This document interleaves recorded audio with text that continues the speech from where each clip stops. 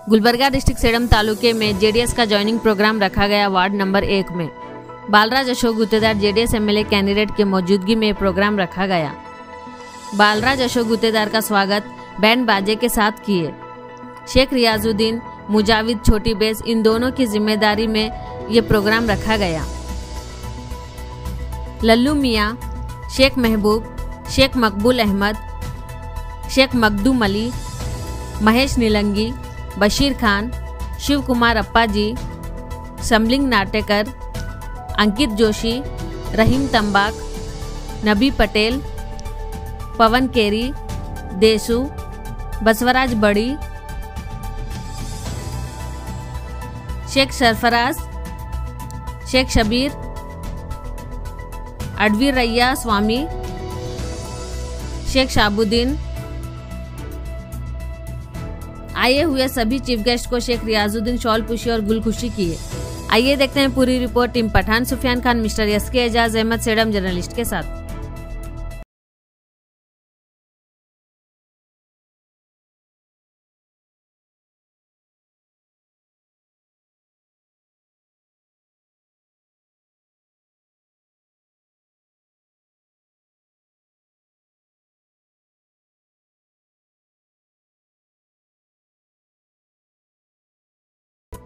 ಈ ಬಡಾವಣೆಗೆ ನಾನು ಮೊದಲು ಕೂಡ ಪಾದಯಾತ್ರೆ ಮುಖಾಂತರ ಬಂದಿದ್ದೀನಿ. ಬಂದಂತ ಸಂದರ್ಭದಲ್ಲಿ ಬಹಳಷ್ಟು ತಾಯಂದಿರು ಬೆಳಗಿನ ಜಾವ ನೀರಿನ ಸಮಸ್ಯೆ ಪರದಾಡ್ತಾ ಇದ್ರು, ಮೋಟರ್ಗಳನ್ನು ಹಚ್ಚಿದ್ದು ನಾನು ಕಣ್ಣಾರೆ ಕಂಡಿದ್ದೀನಿ. ಆದ ಕಾರಣ ಈ ಬಡಾವಣೆಗಾಗಿ ಏನೆಲ್ಲ ಆಗಬೇಕಾಗಿತ್ತು ಒಳಚರಂಡಿಯ ವ್ಯವಸ್ಥೆಗಳು ನಾವು ನೋಡ್ತಾ ಇದೀವಿ. ಇವತ್ತು ಎಲ್ಲ ಜಾಮ್ ಆಗಿವೆ.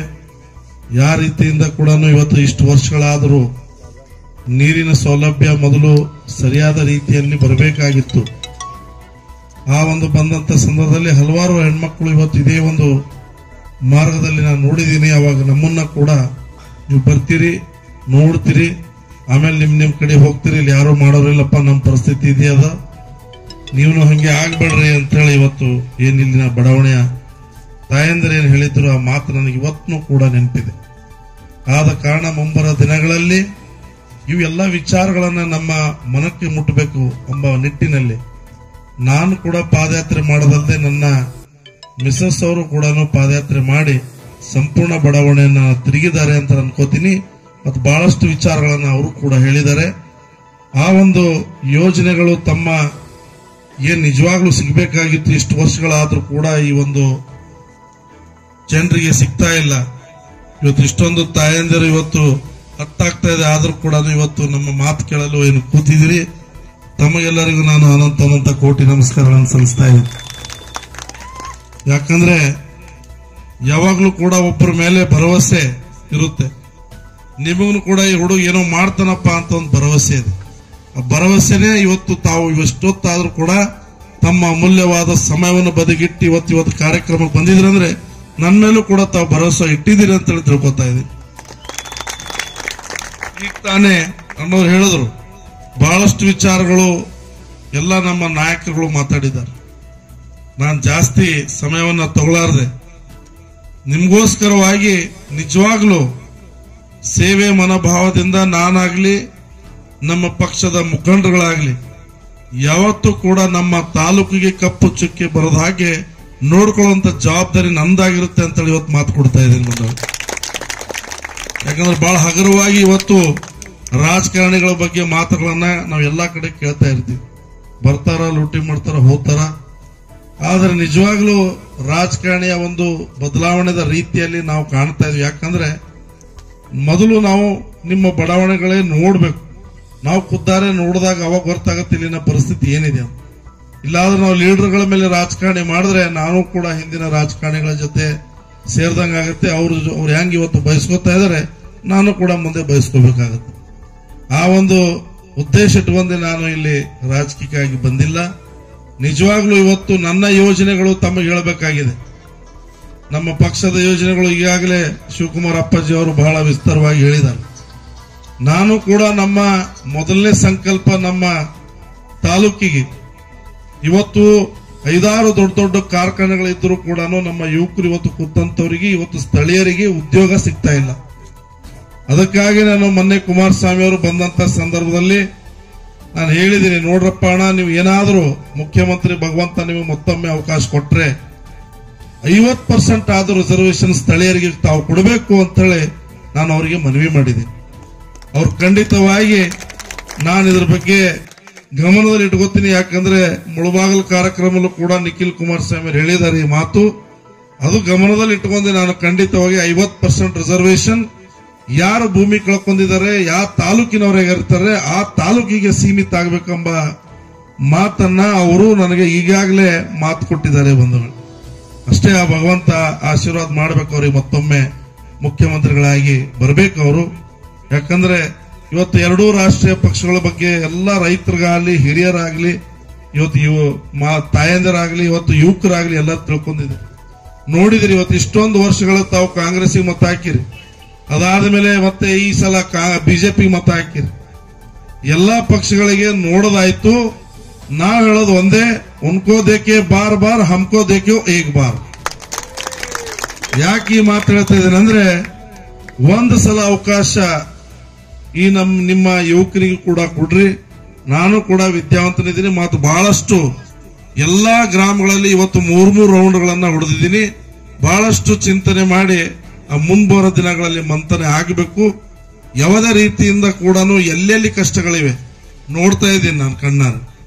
ವಿಶೇಷವಾಗಿ ನಾನು ಎಲ್ಲಾ ಕಡೆ ಹೋದಾಗ ಹೇಳ್ತಾ ಇದ್ದೀನಿ, ಎಲ್ಲ ಏನ್ ಮಾಡ್ತಾರೆ ನಮ್ಮ ಗ್ರಾಮಸ್ಥರಂದ್ರೆ, ಏನ್ ಬೇಕಪ್ಪ ಅಂದ್ರೆ ನಮ್ಮ ಸಮಾಜ ಒಂದು ಗುಡಿ ಕಟ್ಟು, ಛತ್ ಹಾಕು, ಕಾಂಪೌಂಡ್ ಕಟ್ಟು, ಅದೇ ಬೇಡಿಕೆಗಳನ್ನ ಹೆಚ್ಚಾಗಿದೆ. ಬೇಡಿಕೆಗಳು ಸ್ವಲ್ಪ ಬದಲಾವಣೆ ಆಗಬೇಕು. ಯಾಕಂದ್ರೆ ನಿಮ್ಮ ಬೇಡಿಕೆಗಳು ನಿಮಗಾಗಿ ಆಗ್ಬೇಕು, ನಿಮ್ಮ ಹಿರಿಯರಿಗಾಗಿ ಆಗ್ಬೇಕು.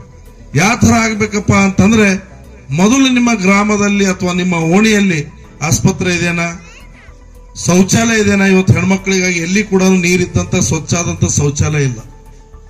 ಮತ್ತು ವಿಶೇಷವಾಗಿ ದವಾಖಾನೆ ಇದೆನೋ, ಸ್ಕೂಲ್ ಸರಿಯಾಗಿದೆನೋ, ಸ್ಕೂಲ್ ಏನು ಸೋರ್ತಾ ಇದೆನಾ, ಅಥವಾ ಹೈಸ್ಕೂಲ್ ಇದೆನೋ, ಪ್ರೈಮರಿ ಸ್ಕೂಲ್ ಇದೆನೋ, ಇಂಥವು ಯೋಜನೆಗಳ ಬಗ್ಗೆ ನಾವು ಎಲ್ಲರೂ ಚಿಂತನೆ ಮಾಡಿ ಇವು ಬೇಡಿಕೆಗಳನ್ನ ಪ್ರತಿಯೊಂದು ರಾಜಕಾರಣಿಗಳ ಮುಂದೆ ತಾವು ಇಡಬೇಕಂತ ನಂದೊಂದು ಕಿವಿ ಮಾತು ಬಂದವಳು. ಅದು ಬಿಟ್ಟು ಗುಡಿಗಳು ಗುಂಡಾರುಗಳು ಇವತ್ತು ದೇವ್ರು ಎಲ್ಲ ಕಡೆ ಇದ್ದಾನೆ, ಮನಸ್ಸಲ್ಲಿದ್ದಾನೆ, ಮೇಲಿದ್ದಾನೆ, ಸೈಡ್ ಇದೆ, ಎಲ್ಲ ಕಡೆ ದೇವರಿದ್ದಾನೆ. ದೇವರನ್ನ ನೆನೆಸ್ತೀವಿ ನಾವೆಲ್ಲರೂ. ಆದ್ರೆ ಇನ್ನೊಂದೇನು ದುರ್ಘಟನೆ ನಡೀತಾ ಇದೆ ಅಂದ್ರೆ, ದೇವರಿಗಾಗಿ ತಾವೆಲ್ಲರೂ ಇವತ್ತು ಪಟ್ಟಿ ಎತ್ತಿರ್ತೀರಿ ಎಲ್ಲಾ ಕಡೆ ಹೋಗಿ. ನಿಮ್ಮ ಮನೆ ಪರಿಸ್ಥಿತಿ ಹೇಳಲ್ಲ, ದೇವಸ್ಥಾನ ಆಗ್ಬೇಕಂತ ಪ್ರತಿಯೊಂದು ಗ್ರಾಮಗಳಿಗೆ ಹೋಗ್ತೀರಿ.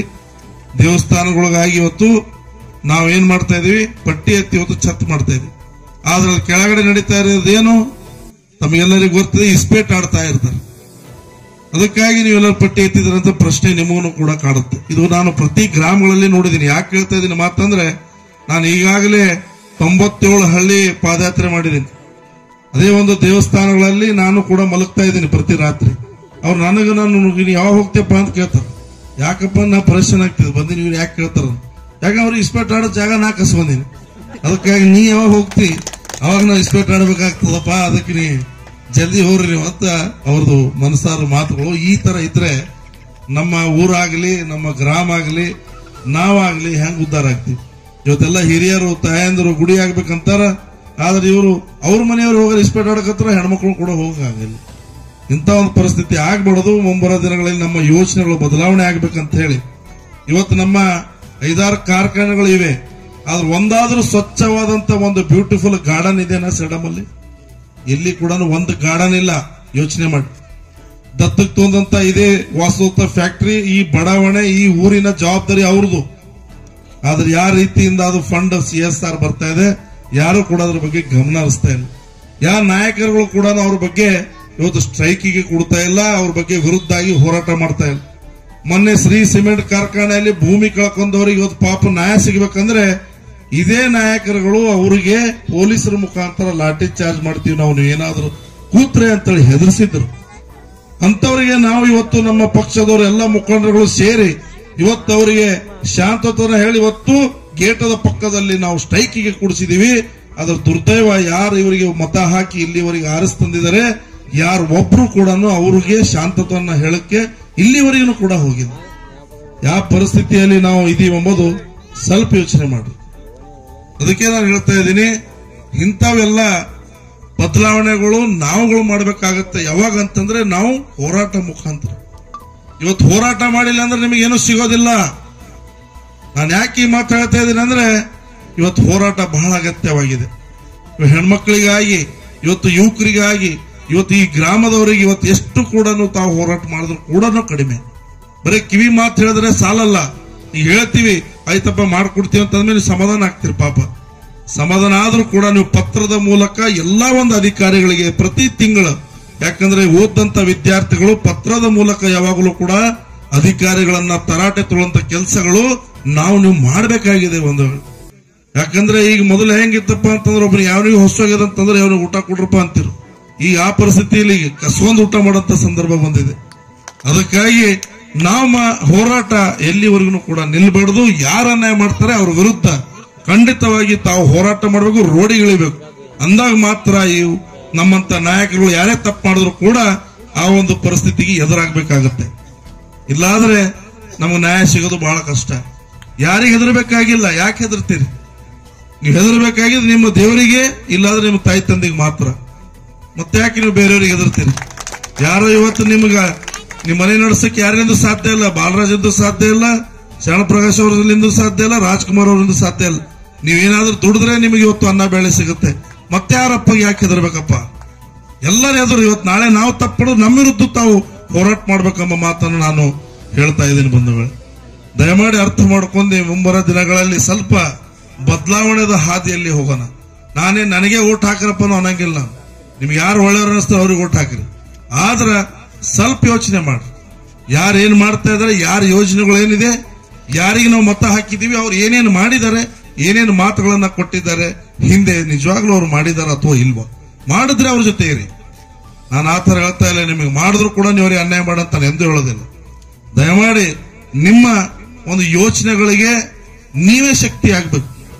ನಾಳೆ ಅವು ಯೋಚನೆಗಳು ಏನಾದ್ರೂ ಬದಲಾವಣೆ ಆಯ್ತು, ಇವ್ರ ಮಾತಿಗೆ ತಪ್ಪಿದ್ರೆ ಅವ್ರ ವಿರುದ್ಧ ಯಾರಾದ್ರೂ ನಿಲ್ಬೇಕಂದ್ರೆ ನೀವುಗಳೇ ನಿಲ್ಬೇಕೆಂಬ ಮಾತನ್ನ ಕೂಡ ನಾನು ಈ ಸಂದರ್ಭದಲ್ಲಿ ಹೇಳಲು ಬಯಸ್ತಾ ಇದ್ದೀನಿ. ಯಾರೇ ಆಗಿರಲಿ, ಅದು ಯಾರಿಗೇನು MLA ಮಾಡಿದ್ಮೇಲೆ ನಾವು ರಾಜ ಮಹಾರಾಜರಲ್ಲ. ನಿಮ್ಗಿಂತಲೂ ಜಾಸ್ತಿ ನಮ್ಮ ಮೇಲೆ ಜವಾಬ್ದಾರಿ ಬೀಳ್ಬೇಕು. ಅವಾಗ ನಾವು ನಿಮ್ ಸೇವಕರಾಗಬೇಕು. ನೀವು ಎಷ್ಟು, ನಾನು ಅದಕ್ಕೆ ಹೇಳ್ತಾ ಇದ್ದೀನಿ, ನೀವು ಆರು ಶಾಲು ಎಲ್ಲಾ ಕಡೆ ನಾನು ಬೇಡ ಅಂತ ಹೇಳ್ತೀನಿ. ಯಾರು ಸಾಬಗಿ ಅನ್ನೋದೇ ಬೇಕಾಗಿ ನಮಸ್ಕಾರ ಚಮತ್ಕಾರೇ ಬೇಡ. ಅಣ್ಣ ತಮ್ಮ ಅನ್ಕೋತ ನಡೆಯೋಣ. ನಾವು ಇದೇ ರೀತಿಯಾಗಿ ಹೋಗೋ ನಮ್ಮ ಮಾತನ್ನ ನಾನು ನಿಮ್ಗೆ ಹೇಳಲು ಬಯಸ್ತಾ ಇದ್ದೀನಿ. ಸರಳತೆಯಿಂದ ಹೋಗೋದು ಎಲ್ಲರ ಹತ್ರ ಬೇಕು. ಈಗ ತಾನು ಹೇಳಿದ್ರು ಶೇರ್ ಖಾನ್ ಅವರು, ನಾನು ಈಗ ತಾನೇ ಮಾತಾಡ್ತಾ ಇದ್ದೆ.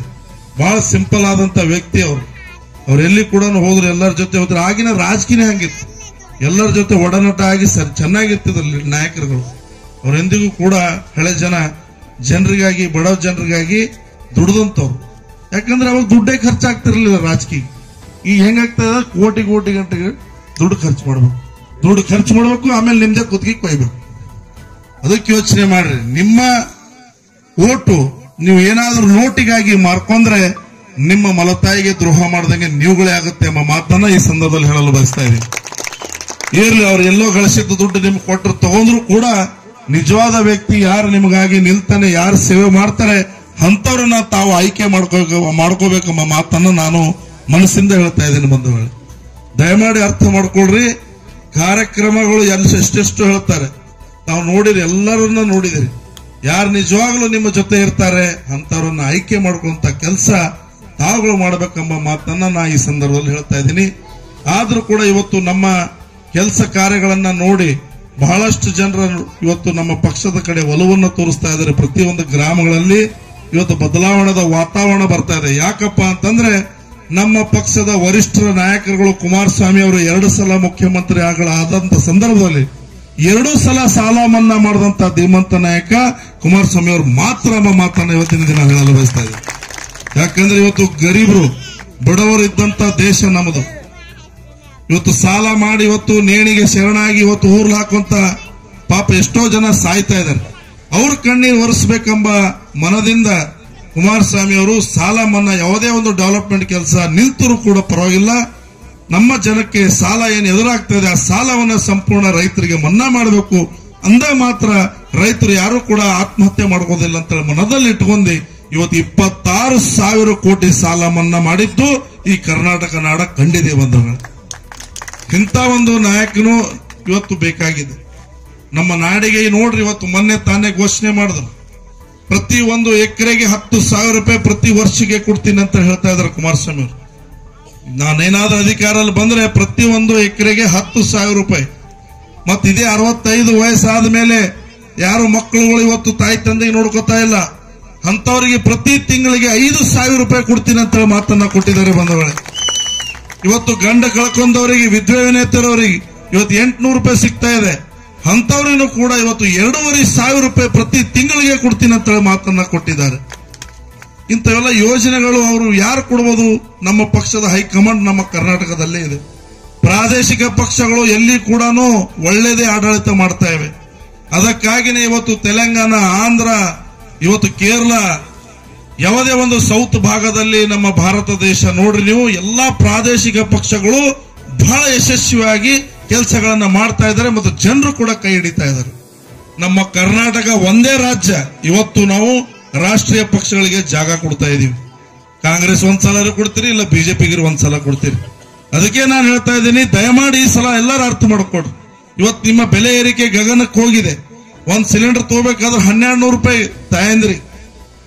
ಇಂಥ ಒಂದು ಸಿಲಿಂಡರ್ 1,200 ರೂಪಾಯಿ ತಂದ ಮೇಲೆ ನಿಮ್ಮ ಪಗಾರಗಳು ಈಗ ತಾನೇ ಹೇಳಿದ್ರು ಶಿವಪ್ಪಾಜಿ ಅವರು, 10,000 ರೂಪಾಯಿ ಪಗಾರಲ್ಲಿ 1,200 ರೂಪಾಯಿ ಸಿಲಿಂಡರ್ ಹೋದ್ರೆ ಬೇರೆ ಎಣ್ಣೆಗಳು ಚಾರ್ಜ್ ಎಲ್ಲ ತಮಗೆ ಬರ್ತದೆ. ಪೆಟ್ರೋಲ್ ಡೀಸೆಲ್ ಏನ್ ರೇಟ್ ಆಗಿದೆ, ತಿನ್ನೋ ಎಣ್ಣೆ ಕೂಡ ಇವತ್ತು 200 ರೂಪಾಯಿ ಆಗಿದೆ ಪ್ರತಿ ಲೀಟರ್. ಏನೇ ಒಂದು ಖರೀದಿ ಮಾಡೋಕೆ ಹೋದ್ರೆ ದುಬಾರಿ ಆಗಿದೆ. ನಿಮ್ಮ ಸಂಸಾರ ನಡೆಯೋದು ಬಿಡಿ, ನೀವು ಹೆಂಗ್ ಬದುಕಬೇಕೆಂಬುದೇ ಇವತ್ತು ಕಷ್ಟ ಆಗಿದೆ. ಇವತ್ತು ನಿಮ್ಮ ಮಕ್ಕಳಿಗೆ ಮದುವೆ ಮುಂಜಿಮೆ, ಇವತ್ತು ಏನಾದರೂ ನೀವು ಕಾರ್ಯಕ್ರಮಗಳನ್ನು ಅಥವಾ ಸೇವಿಂಗ್ ಮಾಡಬೇಕಂದ್ರೆ 1 ರೂಪಾಯಿ ಕೂಡ ಮಾಡಲು ಸಾಧ್ಯವಿಲ್ಲ. ಯಾಕಿಲ್ಲ ಅಂತಂದ್ರೆ ಸರ್ಕಾರದ ನೌಕರಿಗಳು ಕೂಡ ಹೆಚ್ಚಳ ಇಲ್ಲ. ಇವತ್ತು ಎಷ್ಟೋ ನೌಕರಿ ಕೊಡ್ತೀನಿ ಅಂತ ಹೇಳಿ ಇವತ್ತು ಯುವಕರ ಮೇಲೆ ಪ್ರಮಾಣ ವಚನ ಮಾಡಿ, ಇವತ್ತಿನ ಇಲ್ಲಿನ ಶಾಸಕರು ಕೂಡ ಇಲ್ಲಿ ಪ್ರಮಾಣ ವಚನ ಮಾಡಿ ಯುವಕರ ಮೇಲೆ ಆಣೆ ಮಾಡಿ ಇವತ್ತು ಅವರು ಪ್ರಮಾಣ ವಚನ ಸ್ವೀಕಾರ ಮಾಡಿದ್ದಾರೆ. ನಿಜವಾಗ್ಲೂ ಅವರು ಅದ್ರ ಬಗ್ಗೆ ಏನಾದ್ರೂ ಯೋಚನೆ ಮಾಡಿದ್ದೆ ಆದ್ರೆ ಇವತ್ತು ಇಲ್ಲಿನವರು ಯುವಕರಿಗೆ ಅವರು ಉದ್ಯೋಗವನ್ನು ಸೃಷ್ಟಿ ಮಾಡ್ತಿದ್ರು. ಒಂದು ಕೂಡ ಹೋರಾಟ ನಾನು ಬಂದು ಇವತ್ತು 2-3 ವರ್ಷ ಆಯ್ತು. ಒಂದು ಹೋರಾಟನು ನಾನು 2 ರಾಷ್ಟ್ರೀಯ ಪಕ್ಷಗಳಿಂದ ನೋಡಿಲ್ಲ ಈ ಕಾರ್ಖಾನೆ ವಿರುದ್ಧ. ಇವತ್ತೇನಾದ್ರೂ ಅವರು ಕೊಟ್ಟಂತ ಅಗ್ರಿಮೆಂಟ್ಗೆ ಅವ್ರು ಹಿಂದ್ ಬಿದ್ದಿದ್ರೆ ಇವತ್ತು ಎಷ್ಟೋ ಜನರಿಗೆ ಇವತ್ತು ಉದ್ಯೋಗ ಸಿಗ್ತಿತ್ತು. ಇಲ್ಲಿ ಪಾಪ ನಮ್ಮ ಜನರು ಇವತ್ತು ತೆಲಂಗಾಣಗೆ, ಇವತ್ತು ಬೆಂಗಳೂರಿಗೆ, ಇವತ್ತು ಮಹಾರಾಷ್ಟ್ರ ಹೋಗಿ ಕೆಲಸ ಮಾಡಂತ ಪರಿಸ್ಥಿತಿ ಬಂದಿದೆ. ಸ್ವಲ್ಪ ಬದಲಾವಣೆ ಆಗ್ಬೇಕಾಗಿದೆ ಬಂಧುಗಳೇ. ಒಂದು ಅವಕಾಶ ನಾನು ಕೇಳ್ತಾ ಇರೋದು, ಒಂದು ಅವಕಾಶ. ನಿಮ್ಗೆ ನಂಬಿಕೆ ಇದ್ರೆ ದಯಮಾಡಿ ಒಂದು ಅವಕಾಶ ಕೊಡ್ರಿ. ಅವಾಗ ನೋಡ್ರಿ ನಾವು ಏನ್ ಮಾಡ್ತೀವಿ ಎಂಬುದು ನಿಮಗೆ ಕಣ್ಣಿಗೆ ಕಾಣುತ್ತೆ ಬಂಧುಗಳು. ಬಹಳಷ್ಟು ಯೋಜನೆಗಳನ್ನ ರೂಪಿಸಿದೀವಿ. ಬಹಳಷ್ಟು ಇವತ್ತು ನಮ್ಮ ಜನರಿಗೆ ಅನುಕೂಲ ಆಗ್ಬೇಕಂತ ಇದೇ ಒಂದು ಬಡಾವಣೆ ಎಲ್ಲ ಉದ್ಧಾರ ಆಗ್ಬೇಕಂತಂದ್ರೆ, ಸಿಟಿ ಬೆಳಿಬೇಕಂದ್ರೆ ಒಂದು ರಿಂಗ್ ರೋಡ್ ಅಗತ್ಯವಿದೆ ಇಲ್ಲಿ.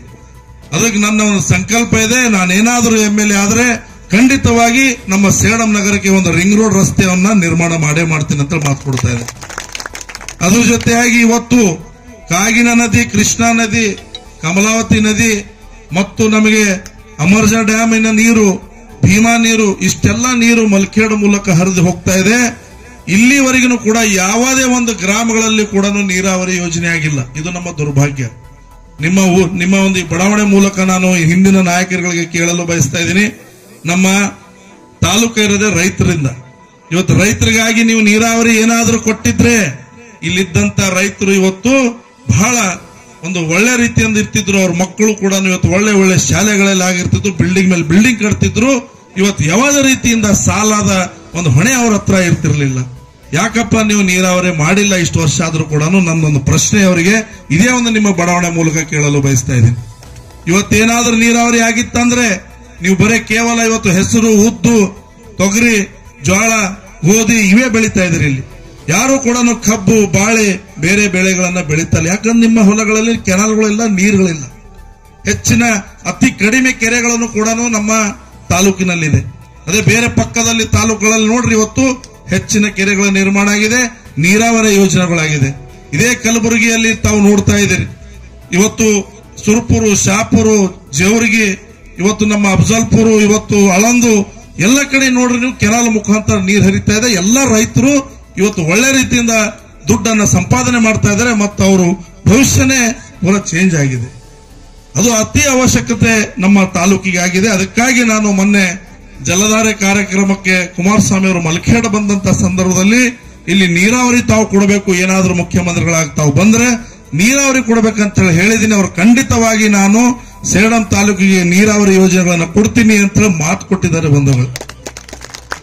ಅದಕ್ಕಾಗಿ ನಾನು ಭಗವಂತಗೆ ಬೇಡಿಕೊಳ್ಳೋದು ಒಂದೇ, ಕುಮಾರಸ್ವಾಮಿ ಅಂತವರು ನಮ್ಮ ರಾಜ್ಯದ ಮುಖ್ಯಮಂತ್ರಿಗಳಾಗಿ ಬರಬೇಕು, ಬಡವರ ಕಣ್ಣೀರ ಒರೆಸಂತ ನಾಯಕರು ಇವರು ಆಗ್ಬೇಕು. ಇವತ್ತು ವಿಶೇಷವಾಗಿ ನೋಡ್ರಿ, ಇಲ್ಲಿ ಕೂತಂತ ಸ್ತ್ರೀ ಶಕ್ತಿ, ಇವತ್ತೆಲ್ಲ ಏನು ಹೆಣ್ಮಕ್ಳು ಕೂತಿದ್ರಿ ಸಾಲ ಕೊಡ್ತಾ ಇದಾರೆ ಇಲ್ಲಿನ ನಾಯಕರು. ಸಾಲದ ಏನೋ ಒಂದು ಬಡ್ಡಿ ರಹಿತ ಸಾಲ ಅಂತ ಹೇಳ್ತಾ ಇದಾರೆ, ಆದ್ರೆ ಬಿಲ್ಡಿಂಗ್ ಟ್ಯಾಕ್ಸ್ ಅದು ಟ್ಯಾಕ್ಸ್ ಅಂತ ಕಟ್ ಮಾಡಿ ಸಾಲನ್ನ ಕೊಡ್ತಾ ಇದ್ದಾರೆ. ಸಾಲ ಕೊಡೋದು ಹೊರತು ನಿಮ್ಗೆ ಸಾಲ ಮನ್ನಾ ಮಾಡೋರು ಯಾರು? ಇವ್ರು ತಗೊಂಡಂತ ಸಾಲ स्त्री शक्तिया साला। आप सुनो, मैं क्या बोल रहा हूँ, अभी आप लोग को पैसे दे रहे, साला के हिसाब से 10,000 रुपए दे रहे, वो मन्ना कर तो बोल के हमारा पक्ष का मुख्यमंत्री कैंडिडेट बोला है 24 घंटे में आपका संपूर्ण साला मन्ना कर तो बोल के उन्होंने एक ही व्यक्ति बोले सो है, ना कांग्रेस बोला है ना बीजेपी बोला है आज तक। याद रखो, ನಮ್ಮ ಪಕ್ಷದ ಗುರಿ ಯಾವ ತರ ಇದೆ ಅಂತಂದ್ರೆ ಇವತ್ತು ಹೆಣ್ಮಕ್ಳು ಕೂಡ ಅವರು ಬಹಳ ಒಳ್ಳೇದಾಗಬೇಕು. ಅವ್ರು ಮಾಡಿದಂತ ಸಾಲ, ಯಾಕಂದ್ರೆ ಹೆಣ್ಮಕ್ಳು ಇವತ್ತು ನಮ್ಮ ಮನೆ ನಡೆಸೋರು, ಯಾಕಂದ್ರೆ ಅವ್ರು ಇದಾರೆ ಅಂತೇಳಿ ನಮ್ಮ ಮಕ್ಕಳು ಒಳ್ಳೆ ರೀತಿಯಿಂದ ಶಾಲೆ ಹೋಗ್ತಾರೆ. ನಮ್ಮ ಮನೆಯನ್ನ ಸಂಸಾರನ ಸರಿಯಾದ ರೀತಿಯಲ್ಲಿ ನಡಿಬೇಕಾದ್ರೆ ನಮ್ಮ ಹೆಣ್ಮಕ್ಳದ ಪ್ರಾಮುಖ್ಯ ಪಾತ್ರ ಇದೆ. ಅವರು ಕೂಡ ಇವತ್ತು ಒಳ್ಳೆ ರೀತಿಯಿಂದ ಬಾಳ್ಬೇಕಂತ ಹೇಳಿ ಸ್ತ್ರೀ ಶಕ್ತಿಯ ಸಾಲ ಕುಮಾರಸ್ವಾಮಿ ಅವರು ಏನಾದ್ರೂ ಮುಖ್ಯಮಂತ್ರಿಗಳಾದ್ರೆ 24 ಗಂಟೆಯಲ್ಲಿ ಸಂಪೂರ್ಣ ಸಾಲವನ್ನು ಮನ್ನಾ ಮಾಡ್ತೀನಿ ಅಂತ ಮಾತನ್ನ ಕೊಟ್ಟಿದ್ದಾರೆ. ಇದು ನಮ್ಮ ಪಕ್ಷದ ಒಂದು ಒಳ್ಳೆ ಪ್ರಣಾಳಿಕೆಗಳು. ಇದೇ ತರ ರಾಷ್ಟ್ರೀಯ ಪಕ್ಷಗಳು ಏನಾದ್ರೂ ಪ್ರಣಾಳಿಕೆಗಳು ಒಳ್ಳೇದು ಕೊಟ್ಟಿದ್ದಾರೆ ಅಂತಂದ್ರೆ ಹೇಳ್ರಿ, ನೀವು ದಯಮಾಡಿ. ಕೊಡಕ್ ಸಾಧ್ಯನೇ ಇಲ್ಲ. ಅವರಲ್ಲಿ ಯಾರು ಮುಖ್ಯಮಂತ್ರಿ ಆಗ್ತಾರೆ ಎಂಬುದಕ್ಕೆ ಗ್ಯಾರಂಟಿ ಇಲ್ಲ. ನಮ್ಮ ಪಕ್ಷದಲ್ಲಿ ಮುಖ್ಯಮಂತ್ರಿ ಕ್ಯಾಂಡಿಡೇಟ್ ಗ್ಯಾರಂಟಿ ಕುಮಾರಸ್ವಾಮಿ ಅವರೇ ಆಗ್ತಾರೆ. ಅವರೇ ಘೋಷಣೆ ಮಾಡಿದಂತ ಯೋಜನೆಗಳು ಬಂದಿವೆ. ಇಲ್ಲಿ ಯಾವುದು ಹೈಕಮಾಂಡ್ ಬೇಕಾಗಿಲ್ಲ, ನಮಗೆ ದಿಲ್ಲಿ ಬಾಂಬೆ ಹೋಗುವಂತದ್ದು ಅವಶ್ಯಕತೆ ಇಲ್ಲ. ನಮ್ಮ ಹೈಕಮಾಂಡ್ ನಮ್ಮ ಕರ್ನಾಟಕದವರು ಇರೋದ್ರಿಂದ ಎಲ್ಲ ಯೋಜನೆಗಳು ಜಾರಿ ಬರೋದು ಬಹಳ ಸತ್ಯ ಎಂಬ ಮಾತನ್ನ ನಾನು ನಿಮ್ಮ ಎದುರುಗಡೆ ಹೇಳ್ತಾ ಇದ್ದೀನಿ. ಸೂರ್ಯ ಚಂದ್ರ ಇರುವವರೆಗೂ ಕುಮಾರಸ್ವಾಮಿ ಅವರು ಕೊಟ್ಟಂತ ಮಾತು ಎಂದೂ ಕೂಡ ತಪ್ಪೋದಿಲ್ಲ. ತಾವು ಹಿಂದೆ ಸರ್ಕಾರದಲ್ಲಿ ನೋಡಿದಿರಿ ಎಂಬ ಮಾತನ್ನ ಕೂಡ ಈ ಸಂದರ್ಭದಲ್ಲಿ ಹೇಳಿ, ಬಹಳಷ್ಟು ಸಮಯ ಆಗಿದೆ. ಅದಕ್ಕೆ ಇವತ್ತು ಸೇರ್ಪಡೆ ಯಾರು ಆಗ್ತಾ ಇದ್ದೀರಿ ಅವರೆಲ್ಲರಿಗೂ ಕೂಡ ಶುಭಾಶಯಗಳನ್ನ ಕೋರಿ ಮತ್ತೊಮ್ಮೆ ನಾನು ತಮ್ಮ ಗ್ರಾಮದ ತಮ್ಮ ಬಡಾವಣೆಗೆ ಬಂದೇ ಬರ್ತೀನಿ. ಆ ಒಂದು ಬಂದಂತ ಸಂದರ್ಭದಲ್ಲಿ ಅನೇಕ ವಿಚಾರಗಳನ್ನ ತಿಳ್ಕೊಂಡು ನಿಮ್ಮ ಏನೇ ಸಮಸ್ಯೆಗಳಿದ್ರೂ ಕೂಡ ಖಂಡಿತವಾಗಿ ನಿಮ್ಮ ಜೊತೆಯಾಗಿ ಬೆನ್ನೆಲುಬಾಗಿ ನಾವು ನಿಲ್ತೀವಿ. ಮತ್ತೆ ಬಂದು ನಿಮ್ಮ ಸಮಸ್ಯೆಗಳಿಗೆ ಪರಿಹಾರ ಮಾಡುವಂತ ಪ್ರಾಮಾಣಿಕ ಕೆಲಸ ನಾನು ಮಾಡ್ತೀನಿ ಅಂತ ಇವತ್ತಿನ ದಿನ ಹೇಳಿ ತಮ್ಮೆಲ್ಲರಿಗೂ ಭಗವಂತ ಒಳ್ಳೇದು ಮಾಡಲಿ ಅಂತ ಮಾತನ್ನು ಹೇಳಿ ನನ್ನ ಮಾತಿಗೆ ವಿರಾಮ ಕೊಡ್ತೀನಿ. ಜೈ ಹಿಂದ್, ಜೈ ಕರ್ನಾಟಕ. ಒಂದು ಸೇರ್ಪಡೆ ಕಾರ್ಯಕ್ರಮ ಮಾತಾಡೋದಿಲ್ಲ, 5 ನಿಮಿಷ ಮಾತಾಡ್ತೀನಿ. ನೀವು ಹಲವಾರು ಪಕ್ಷಗಳು ನೋಡಿದಿರಿ. ಈಗಾಗಲೇ ಹೇಳಿದ್ರು ಶೇರ್ ಖಾನ್ ಅಂತ. ಶೇರ್ ಖಾನ್ ಅವ್ರು ಇಂಥ ವ್ಯಕ್ತಿ ಇದ್ರು, ಕೆಬಿ ಕಾಲೋನಿಯಾಗ ಎಲ್ಲಾ ಜಾತಿದವರಿಗೆ ಪ್ಲಾಟ್ ಕರೆದು ಕೊಟ್ಟರು, ಯಾರು ಕೊಟ್ಟಿಲ್ಲ. ಅಂತ ಮನುಷ್ಯರು ನಮ್ ಸೇಡಂಗ್ ಬರ್ಬೇಕು. ಅಂತ ಮನುಷ್ಯರು ಯಾರಾದ್ರೂ ಬಂದಾರಂದ್ರೆ ನಮ್ಮ ಬಾಲರಾಜ್ ಅಣ್ಣರು ಬಂದಾರ. ಯಾಕೆ ನಾವ್ ಈ ಮಾತಾಡ್ತೀವಿ ಎದುರ ಅನ್ನೋದು ನಾವು ವರ್ಣ ಮಾಡಲ್ಲ. ಅವ್ರ ಬಲ್ಲಿ ಆ ವ್ಯಕ್ತಿತ್ವ ಅದ, ಅವ್ರ ಕುಟುಂಬದಾಗ ರಕ್ತದಾಗೆ ಬಂದದ. ಹೆಂಕಯ್ಯ ಗುತ್ತೇದಾರ್ ಸಾಹೇಬರ್ನು ಮಾನ್ಯ ಶ್ರೀ ಈಗ ಆರಲ್ಲ ಕೇಂದ್ರದಾಗ ಮಲ್ಲಿಕಾರ್ಜುನ ಖರ್ಗೆ ಸಾಹೇಬರು, ಅವ್ರಿಗೂ ಸಹ ದುನಿಯಾ ಸಹಾಯ ಮಾಡ್ಯಾರ. ಅವ್ರು ಗೌರ್ಮೆಂಟ್ ಕಾಲಕ್ಕೆ ನಿಂದಿರ್ತಿರವ್ರು ಎಲೆಕ್ಷನ್ಗೂ, ನಿಮ್ಗೆಲ್ಲರಿಗೂ ಗೊತ್ತದ. ಅವ್ರಿಗೆಲ್ಲ ಏನೇನ್ ಎಲೆಕ್ಷನ್ ಬೇಕೆಲ್ಲ ಸಂಪೂರ್ಣ ಹೆಲ್ಪ್ ಮಾಡ್ಯಾರ ಅವ್ರು. ಇವ್ರ ಮನಿ ತಂದಾಗ ಏನದ, ದಾನ ಮಾಡೋದು, ಧರ್ಮ ಮಾಡೋದು, ಹೆಲ್ಪ್ ಮಾಡೋದು. ಬಾಲರಾಜ್ ಅಣ್ಣ ಸಣ್ಣಂದಿಡ್ದೇನೆ ರಾಜಕೀಯ ಸ್ಕೂಲ್ ಶಾಲ್ಯಾಗ 1ನೇ ಹಿಡ್ದು 2ನೇ ಹಿಡ್ದು 3ನೇ ನಾಯಕತ್ವ ಅವಾಗೆ ಅವ್ರ ಕೈಯಾಗ ಬಂದದ. ಅವ್ರಿಗೆ ಗೊತ್ತೇ ಇಲ್ಲ. ರಕ್ತದ ಬರ್ತಲ್ಲ, खून में फितरत, खून में आता है. खून जैसा है वैसा वो आया सो खून, ये कैसा खून है, सबको अच्छा करने को आया है. हमारा कैसा कौन इंसान होना, कैसा वाला होना, हर धर्म को, हर जात को, हर भाई बंध को ले जाने वाला जो है बालराज भाई है. जैसा उस जमाना में हजरत टीपू सुल्तान जब था, भारत देश में वर्ण कांपता था, वर्ण. वो टीपू सुल्तान हजरत हर भाई बंधु को ले जाता था, वैसा दिल वाला हमारा बालराज भाई है। हमारे को ऐसा लोग होना, हमारा कैसा ही लोग होना जो जीते से लोग गांव में एरिया में क्या चल रहा नहीं देखते। इलेक्शन को आता बराबर पैर पकड़ता, हाथ जोड़ता, भाई बंधु को लपड़ा लगाता, उनका इलेक्शन जीत में मोड़ को भी नहीं देखता। मोड़ के नहीं, हमारा गर्दन भी मोड़ते उन लोग जीतने के बाद। वैसा इंसान हमारा नहीं चाहिए। अरे अईगढ़ गली हो, बसवा नगर हो, इंदिरा नगर हो, कौन सा भी 23 एरिया है ना हमारा एरिया में, वो सबको लेके चलना। और हमारा खेड़िया को कितना है हमारा सेडम तालुका में, वो सब लोगों को लेके चलने वाला इंसान हमारे को सख्त जरूरत है। क्यों जरूरत है? आज भी आज का डेट में कौन तो भी मुसलमान में जेडपी मेंबर कौन तो भी बना बोले तो हाथ उठा के बोल मेरे, बना है जी तुम लोग? बना है? कौन सा टीपी को टिकट दिया तुम्हारे? और कुली समाज भी बड़ा है, वो समाज को भी जेडपी टिकट दिया? नहीं दिया। खाली हम वोट डालने के लिए जिंदा रहना, बस उनको एमएलए करना, मिनिस्टर करना, मुर्दाबाद बोल के हम घर में बैठना। ये ऐसा नहीं होना। हमारे को भी हर जात में जैसा 12ನೇ ಶತಮಾನದಾಗೇನು ಬಸವಣ್ಣ ಇದ್ದ, ಕುಲಕೊಬ್ಬ ಶರಣಯ್ಯನ ಮಾಡಿದ್ದ, ಕುಲಕೊಬ್ಬ ನಾಯಕ ಮಾಡಬೇಕಾದ್ರೆ ಬಾಲರಾಜಣ್ಣ ಮಾಡ್ತಾನೆ। मुसलमान को भी जेडपी टिकट देने वाला है, कुली समाज को भी जेडपी टिकट देने वाला है, टीपी हो, सब हो, दलित को भी देने वाला है। वो कांग्रेस में नहीं चलता, बीजेपी में नहीं चलता, खेल खत्म, दुकान बंद।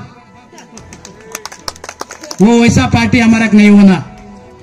सही है, जो राष्ट्र पक्ष है ना, वो बहुत बड़ा दलिंदर माने पार्टी है। उन लोग वो हंसता है ना, फिरौन की जैसा है उन लोग। मैं भगवान, मैं ही पटा है हमारा पार्टी, तुम नहीं, हमारे से चलना। कांग्रेस भी वही बोलता, बीजेपी भी वही बोलता।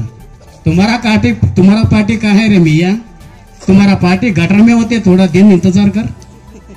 इंतजार वो अल्लाह को भी पसंद नहीं आया। अधिकार दिया तुम्हारे, इतना अधिकार दिया, रावणासुर भस्मासुर का अधिकार दिया तुम्हारे। तुम कर रहा क्या काम कर रहा? लूटी, सबका खून पी रहे, कोरोना के ऊपर पॉलिटिक्स करे। कोरोना बोलते ही भाई को घर को नहीं गया, कोरोना ही नहीं है ना, भाई रहे तो रहे। माँ को बेटा बात नहीं करे। वैसा इंसान किसको डरता? बीमार को डरता। वैसा बीमार पैदा करके लूटी करे पूरा। लोग माने कोरोना बहुत डेंजर। क्या डेंजर है मियाँ? कमजोर अगर है उसको 2 अंडा खिलाओ, मजबूत बनता। गोद छोड़ो, 2 अंडा किलो, मजबूत बनता। ये सब डरा के सबको मालूम हो गया, उसका औकात मालूम हुआ। अब कोरोना आंधे तूफान आए, कोई कुत्ता भी नहीं डरता, नहीं डरते। वो हईच नहीं, क्यों डरते? अब बेमर इधर अंजबेकಲ್ಲ, इधर ಹೆಸರು ಮೇಲೆ धीरू अंबानी, अनिल अंबानी, ललित मोदी, नीरव मोदी 10-10 लाख करोड़ पैसा कर्जा माफ करे। जिरत करने वाले को 1 लाख माफ नहीं करने का दिल नहीं। वैसा पार्टी होना हमारे को। आज खेत है, हम जिंदा है। क्या पैसा खाते, पत्थर खाते, मट्टी खाते, क्या खाते हम? जो खेत में जो फेरते धान, वो हम खाते, रोटी भी खाते, चावल भी खाते। वो इसलिए कहते किसको का नाम? क्या नरेंद्र मोदी को का नाम? हमारा पेट भरता। उन तो नाश्ता करता 1 लाख रुपए मशरूम ला करता, फिर बोलता मैं चाय बेचने वाला हूँ। तो कहाँ बेचे रे बाबा चाय? हमारा खून बेच रहा तुम भारत देश में। ललित मोदी, नीरव मोदी को हमारा सब पब्लिक का 35 करोड़ 135 करोड़ का खून पिला रहे। चाय बेचने वाले तुम हो। और ड्रेस डालते 1-1 करोड़ का, 1000 को जूम में रखता। तुम चाय बेचने वाले ऐसा कोट पहनते, सबको चूतिया बना रहे उन लोग। वो चूतिया का मार्केट सबको मालूम होगा। तुम लोगों ऐसा इंसान को ढूंढना। हमारा जो कर्नाटक में जो प्रदेशी का पक्ष बोलते ना, वैसा तेलंगाना में भी है, केरला में भी है, तमिलनाडु भी है। वैसा पार्टी आया तो इंसान को कदर आता। जब बालराज नहीं आया था उस टाइम पर कांग्रेस में भी किसको भी कुत्ता भी नहीं पूछता था, बीजेपी भी नहीं पूछता। आप घर को ढूंढ के शंभली कहा है आओ जी बोल रहे। पहले क्या पूछता था, जान छोड़ा जी, अब हम खेत में बैठे तो भी आ रहे, क्यों? बालराज भाई का बदवा, बदौलत, आशीर्वाद। अन्ना अगर नहीं आए तो उन लोग किसको याद नहीं करते थे। रात को नींद भी नहीं आ रहे, नींद। अब वॉलीबॉल खेल रहे, थोड़े दिन में फुटबॉल भी खेलते। क्यों बोल रहा हूं मैं? उन लोगों को मैं गाली नहीं दे रहा, जो करे है वो कारनामा वही बोल रहा हूं मैं। जो बालराज भाई है इतना चिंतक है, इसका घर में जो बच्चा जो पढ़ता अच्छा, उसके पढ़ने को कितना भी पैसा खर्च हो दे, पढ़ाने को तैयार है। और हॉस्पिटल को क्या तो कमजोर है, वो कितना भी कर्ज दे दिखाने के लिए तैयार है। तुम खुद हेल्थ मिनिस्टर तक कौन सा कुत्ता को इंसान मारा, हेल्थ मिनिस्टर करे 3 बार एमएलए बने, ये कुत्ता को भी इंसान, एक इंसान भी नहीं देते। अब हेल्थ कैंप बालराज भाई रखे, एम्बुलेंस बालराज भाई रखे। उनका एम्बुलेंस कहां दिख रहा है जी? कहां दिख रहा? कहां तो दिख रहा। उन डॉक्टरी करे ना, मिनिस्टर करे ना, हेल्थ मिनिस्टर किसको बोलते? ये बालराज भाई हेल्थ मिनिस्टर नहीं, जेडपी मेंबर नहीं, सब कर रहा काम। क्या भी नहीं, इतना काम कर रहा। अगर जीते तो 8 एम्बुलेंस रखते, पूरा हाड़की को रखते, मुदाल को रखते, सुलेपेट को रखते। अब 2 तो है, 2 है। किट बात है सबको।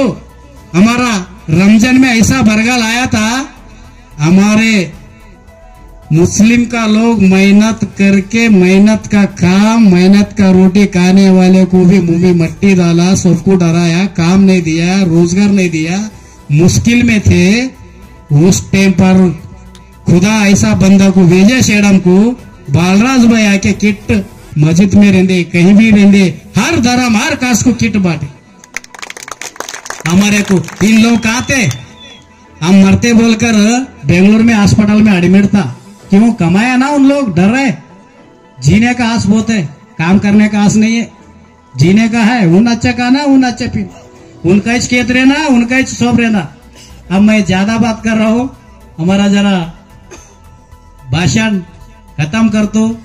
हमारा सब लोग भाई लोगों को बात करने को मेरे को मौका दिया और चांस भी दिया, और सबको मैं सलाम करके ये बात खत्म करता हूं।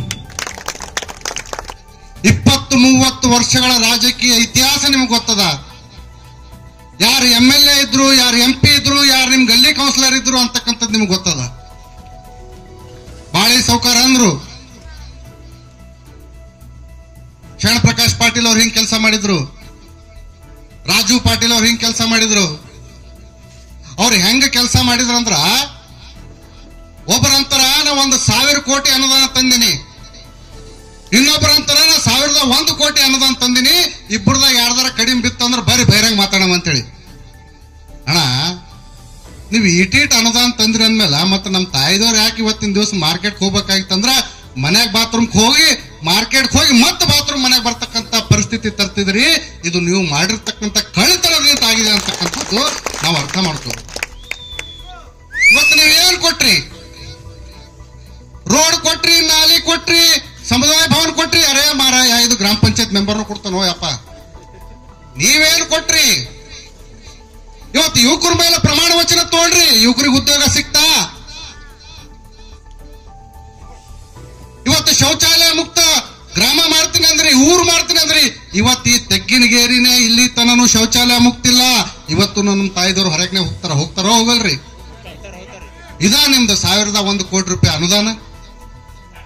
ಇದಾ ನೀವು ಮಾಡಿರ್ತಕ್ಕಂಥ ಅಭಿವೃದ್ಧಿ?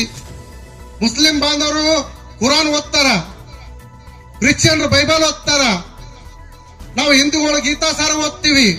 ಅಲ್ಲಿ ಏನ್ ಬರ್ದಾರ? ಯಾವತ್ತು ಈ ಭೂಮಿ ಮೇಲೆ ಅಧರ್ಮ, ಅಶಾಂತಿ, ಭ್ರಷ್ಟಾಚಾರ, ಅತ್ಯಾಚಾರ ಜಾಸ್ತಿ ಆಗ್ತದೋ, ಗೀತಾಸಾರದ ಕೃಷ್ಣ ಏನ್ ಹೇಳ್ತಾರ? ನಾನು ಮನುಷ್ಯ ರೂಪ ತಾಳಿ ಬಂದ ಅದೆಲ್ಲ ತೊಡೆದು ಹಾಕ್ತೀನಿ ಅಂತ. ಇವತ್ತು ನಮ್ಮ ಕ್ಷೇತ್ರದಲ್ಲಿ ಆ ಕೃಷ್ಣ ರೂಪ ಯಾರಾದ್ರೂ ಇದ್ರೆ ಅದು ಬಾಲರಾಜ್ ಗುತ್ತೇದಾರ್ ಅಂತ. ಯಾಕೆ ನಾವು ಅವರನ್ನ ಕೃಷ್ಣ ರೂಪ ಅಂತ ಕರಿತೀವಿ? ಯಾಕಂದ್ರ ಇವತ್ತು ನಮಗೆ ರಾಜಕೀಯ ಅಂದ್ರೆ ಏನಂತ ತೋರಿಸ್ಕೊಟ್ರು. ಅವ್ರು ನಾಳೆ ಅಭಿವೃದ್ಧಿ ಮಾಡ್ತಾರೋ, ನಿಮ್ಗೆ ಶೌಚಾಲಯ ಕಟ್ಟಿ ಕೊಡ್ತಾರೋ, ನಿಮ್ಗೆ ರೋಡ್ ಕಟ್ಟಿ ಕೊಡ್ತಾರೋ ನಿಮ್ಗೆ ನೌಕರಿ ಕೊಡಿಸ್ತಾರೋ ಅನ್ನೋದು ಅವರೇ ಹೇಳ್ತಾರ. ಆದ್ರ ಒಂದು ರಾಜಕೀಯದ ಪ್ಯಾಟರ್ನ್ ಅನ್ನ ಚೇಂಜ್ ಮಾಡಿರ್ತಕ್ಕಂಥ ಒಬ್ಬ ನಾಯಕ ನಮ್ಮ ನಡುವಿದ್ದಾರೆ. ಏನಪ್ಪ, ಇವತ್ತು 2 ರಿಂದ 3 ವರ್ಷ ಆಯ್ತು ಅವ್ರಿಗೆ ಕ್ಷೇತ್ರಕ್ಕೆ ಬಂದು. ಏನ್ ಮಾಡಿದ್ರು? ಕ್ಷೇತ್ರಕ್ಕೆ ಬಂದಾಗ ಅವ್ರಿಗೆ ಎದುರಾಗಿರ್ತಕ್ಕಂಥ ಕೊರೋನಾ ಅವ್ರು ಯಾವ ರೀತಿ ಎದುರ್ತಾರಂದ್ರೆ, ಬಹಳ ಮಂದಿ ರಾಜಕೀಯ ನಾಯಕರು ತಮಗ್ ಕೊರೋನಾ ಆಗಿದೆ ಅಂತ ಹೇಳಿ ದೋಖಾನೆ ಮಾಡ್ಕೊಂಡಿದ್ರು. ಆದ್ರೆ ಇವರು ಸರ್ಕಾರ ದೋಖಾನೆಗೆ ನಿಂತು ಪೇಷಂಟ್ ಕೈ ಹಿಡಿದು ಕೇಳಕತ್ತಿದ್ರು, ನೀ ಅಂಜಲಕ್ ಹೋಗ್ಬೇಡ, ನಾ ಇದ್ದೀನಿ, ನೀ ಅಂಜಲಕ್ ಹೋಗ್ಬೇಡ, ನಾ ಇದ್ದೀನಿ ಅಂತೇಳಿ ಅಟ್ಲೀಸ್ಟ್ ಧೈರ್ಯ ತುಂಬಿದ್ರು. ಅಲ್ಲಿಗೆ ನಿಲ್ಲಿಲ್ಲ. ಪ್ರತಿ ಮನಿಗೆ ಪ್ರತಿ ಕಟ್ಟಿಗೆ ಸ್ಯಾನಿಟೈಸೇಷನ್ ಮಾಡಿಸಿದ್ರು. ಅದಾದ್ಮೇಲೆ ಇದು ಇತಿಹಾಸ ಏನಪ್ಪಾ ಅಂತಂದ್ರೆ, 2 ಆಂಬ್ಯುಲೆನ್ಸ್ ಉಚಿತವಾಗಿ ಈ ಕ್ಷೇತ್ರದ ಜನರಿಗೋಸ್ಕರ ಕೊಟ್ಟರು. 2 ಆಂಬ್ಯುಲೆನ್ಸ್. ಕೊರೋನಾ ಹೋದ ಮೇಲೂ ಆಂಬ್ಯುಲೆನ್ಸ್ ಹೋಗ್ಲಿಲ್ಲ ಅಣ್ಣ. ಇವತ್ತಿಗೂ ನೀವು ಆಂಬ್ಯುಲೆನ್ಸ್ ನಂಬರ್ಗೆ ಫೋನ್ ಮಾಡ್ರಿ, ನಿಮ್ ಮನೆ ಎದುರು ನಿಂತು ತಗೊಂಡು ಹೋಗ್ತದೆ. ಯಾವ 1 ರೂಪಾಯಿ ತಗೊಂಗಿಲ್ಲ ಅಂತ ಫ್ರೀ ಆಂಬ್ಯುಲೆನ್ಸ್ ಸರ್ವಿಸ್ ಕೊಟ್ರು.